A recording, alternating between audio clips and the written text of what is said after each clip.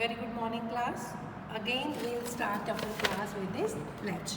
I, Kulvinder Kaur, commit to be vigilant and bear in mind at all times the risk to myself and my colleagues from COVID-19.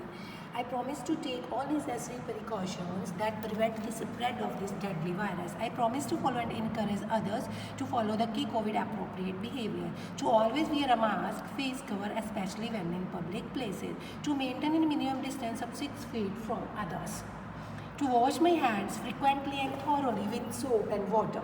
Together we will win this fight against COVID-19. Yes, class, we were doing first chapter from civics, the constitution. Today we'll start from the page number 14, the drafting committee. The Constituent Assembly appointed 14 committees and 4 subcommittees of its members to examine different aspects of these committees. The most important was a drafting committee appointing on 29 August 1947. तो क्या है कि constituent assembly ने 14 committees appoint की थी और उस 14 committee के आगे 4 सब कमेटीज़ भी थी अंडर और कमेटीज़। ये उसके इन सारी कमेटीज़ के मेंबर्स क्या करते थे, डिफरेंट एस्पेक्ट्स जो कॉन्स्टिट्यूशन बनने के उनको एग्जामिन करते थे। और सबसे इम्पॉर्टेंट जो कौन सी थी, ड्राफ्टिंग कमेटी थी जो अपॉइंट हुई 29 अगस्त 1947 को। This committee was headed by doctor B.R. Ambedkar who was it's chairman. तो इस कंपनी के इस ड्राफ्टिंग कमेटी के चेयरमैन कौन थे, doctor B.R. Ambedkar. The other members of the drafting committee were N Gopalaswami Ayyangar, Alladi Krishnaswami Ayyar, K.M. Munshi and Syed Mohammad Saadulla. Mister B.N. Rau was the secretary of the constituent assembly. तो ये members और थे ड्राफ्टिंग कमेटी के, और डॉक्टर B.N. राव कौन थे, was the secretary of the drafting committee, secretary of the constituent assembly. On 21st Feb 1948 it presented its first report of the draft constitution to the constituent assembly. तो सबसे पहले 21 Feb को 1948 को इसने drafting committee ने अपनी first report जो है वो कॉन्स्टिट्यूएंट असेंबली को प्रेजेंट की। The passage of the constitution. तो कॉन्स्टिट्यूशन का पैसेज कैसे चला। Each article of the draft constitution was discussed and fully debated in the Constituent Assembly from 15th November 1948 to 17th October 1949. तो हर एक article, ठीक है, ड्राफ्ट कॉन्स्टिट्यूशन का हर एक आर्टिकल वो डिस्कस हुआ एंड उस हर एक आर्टिकल के ऊपर डिबेट हुई, बहस हुई 15 नवंबर से लेकर 17 अक्टूबर तक। मीन्स हर एक आर्टिकल, जितने भी कॉन्स्टिट्यूशन के आर्टिकल थे, हर एक आर्टिकल के ऊपर डिबेट हुई कि कोई गलत चीज़ इसमें ऐड ना हो जाए। From 14 November 1949 to 16 November 1949 the final discussion on the draft constitution was held. तो 14 नवंबर से 26 नवंबर तक क्या चला, कॉन्स्टिट्यूशन की फाइनल डिस्कशंस चली। इसके ऊपर, इसके हर एक एक्ट के ऊपर बातें होती रही इसको फाइनल करने के लिए।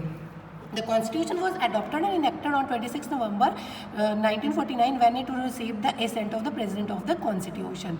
तो the Constitution है वो अडॉप्ट कर लिया गया एंड इनएक्ट कर लिया गया 26 नवंबर 1949 को when it received the, जब कॉन्स्टिट्यूशन को प्रेसिडेंट असेंबली के जो प्रेसिडेंट से डॉक्टर राजेंद्र प्रसाद, उनका जब एसेंट मिल गया तो क्या किया गया, कॉन्स्टिट्यूशन को अडॉप्ट कर लिया गया, ठीक है।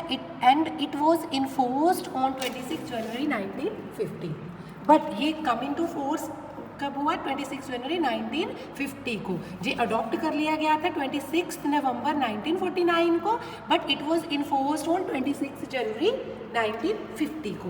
Date of enforcement and its significance. तो एसेंट तो मिल गया था, बट ये इन्फोर्स 26 जनवरी को हुआ। इस डेट की क्या सिग्निफिकेंस है।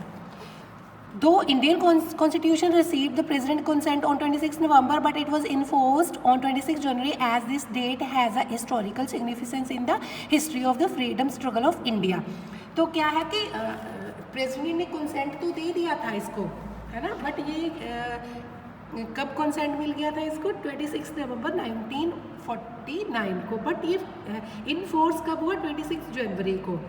इतना लेट क्यों हुआ? क्योंकि क्या इसको 26 जनवरी थी जो, ये एक हिस्टोरिकल डेट थी, इसकी इस डेट की एक हिस्टोरिकल सिग्निफिकेंस थी in the history of the freedom. हमारी जो फ्रीडम लेने का जो हमारा स्ट्रगल था इंडिया का, इंडिपेंडेंस लेने का, उस फ्रीडम टाइम में जो 26 जन थी उसकी एक क्या थी?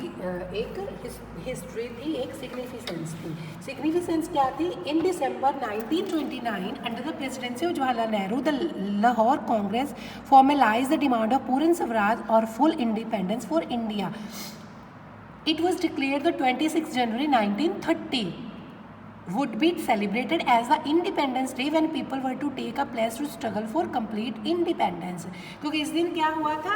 इस दिन जो जवाहरलाल नेहरू थे उन्होंने पूर्ण स्वराज की मांग की थी। उन्होंने बोला था कि हम 26 जनवरी 1930 को सेलिब्रेट करेंगे एक इंडिपेंडेंस डे के रूप में, और एक प्लेज लेंगे इंडिपेंडेंट, कंप्लीट इंडिपेंडेंस की, कि हमारी इंडिया एक इंडिपेंडेंस कंट्री है। तो इसलिए क्या गया था 26, क्योंकि इसने पूर्ण स्वराज की मांग की थी जवाहरलाल नेहरू ने, इसलिए जनवरी 26 को इन्फोर्समेंट हुई थी हमारे कॉन्स्टिट्यूशन की।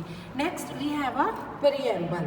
प्रीएम्बल क्या है? It is a introductory, preamble is the introductory statement to the constitution. जी कॉन्स्टिट्यूशन की इंट्रोडक्टरी स्टेटमेंट है, ठीक है। Preamble is the introductory statement to the constitution. Constitution का समराइज किया हुआ एक इंट्रोडक्शन है। तो इसमें क्या बताया गया है? Let us read the preamble of constitution very carefully and understand the meaning of each of its keywords. जो इसके कीवर्ड्स है इसके मीनिंग देखेंगे और पढ़ेंगे। और ये स्टार्ट प्रीएम्बल किससे स्टार्ट होती है? किन वर्ड से? We the people of India, इन वर्ड से ये प्रीएम्बल स्टार्ट होती है। और इसमें क्या बताया गया है कि हमारे जो कॉन्स्टिट्यूशन है उसके ऑब्जेक्टिव्स क्या है, ठीक है। तो जो कॉन्स्टिट्यूशन है उसको समझने में ये एक की का काम करती है। So the preamble is the introductory statement to the constitution। तो इसमें क्या बताया गया है कि we the people of India words से स्टार्ट होती है ये preamble।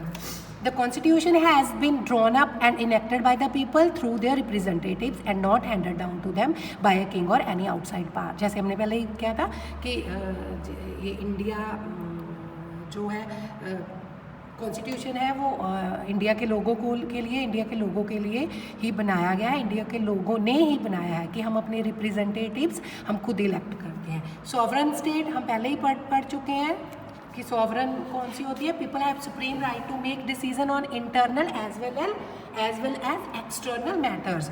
तो सॉवरन होंगे sovereign word के according। Socialist we have already discussed, wealth is generated socially and should be shared equally by society। Government should regulate the ownership of land and industry to reduce socio-economic inequalities। Secular, this one we also discussed। Citizens have complete freedom to follow any religion। Democratic, a form of government where people enjoy equal political rights, elect their rulers and hold them accountable। This one we already discussed in the chapter। Next, republic, the head of the state is an elected person and don't hereditary position, ठीक है। Justice, citizens can't be discriminated on the grounds of caste, religion and gender। Justice means कि लोगों को क्रिमिनेशन नहीं होगा cast religion को लेकर। Liberty, this one we also discuss. There are no unreasonable restrictions on the citizens in what they think, how they wish to express their thoughts and the way they wish to follow up their thoughts in action. तो liberty है उनको अपने views देने की, ठीक है। Equality, all are equal before the law, सारी person law के सामने इक्वल है। Next, fraternity, all of us should behave as if we are members of the same family, इसमें ज़्यादा नहीं किया था हमने कि इसका मीन्स क्या है कि हम सारे एक दूसरे के साथ ऐसा ही बिहेव करें कि जैसे हम एक ही फैमिली के। No one should treat a fellow citizen as inferior. दूसरी सिटीज़न, एक सिटीज़न दूसरे सिटीज़न को इन्फीरियोरिटी फील नहीं करवाएगा, ठीक है। So our content is, our lesson is only up to this much, ठीक है। Will revise question answers in the next class. It is goodbye to all of you.